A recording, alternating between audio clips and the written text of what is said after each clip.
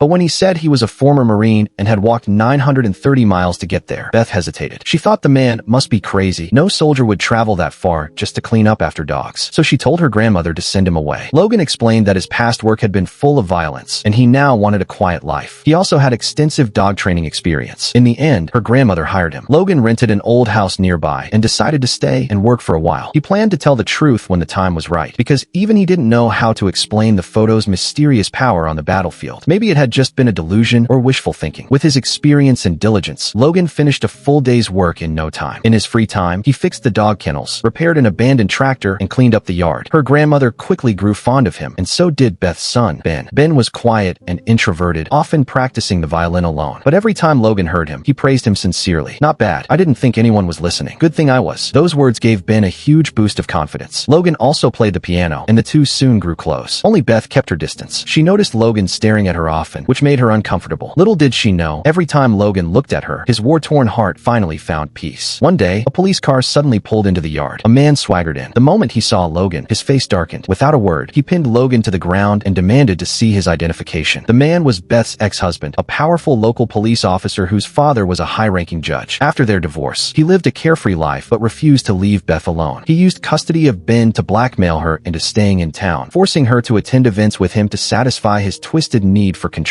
Beth felt powerless. She was terrified of losing her son. That night, Ben insisted Logan stay for dinner despite his mother's objections. Afterward, they played chess together, and Ben performed magic tricks. Beth was astonished. Her son, usually shy and withdrawn, was lively and confident that night. She slowly let her guard down around Logan. As Logan left, he tried to mention the photo, but couldn't bring himself to say it. It sounded too much like a fairy tale. "Next time, I'm not going anywhere anyway." The next day, everything changed. It was the anniversary of Beth's brother's death. When she returned home, she suddenly broke down emotionally. Logan immediately stepped forward and held her as she sobbed into his chest. Her brother had also been a Marine, killed in combat a year earlier. The military had given no explanation, and the investigation had stalled. His death had been meaningless, and Beth could not accept it. She had loved her brother deeply. Thinking of their childhood, Beth finally smiled. "You have a beautiful smile. I wish I could see it more often."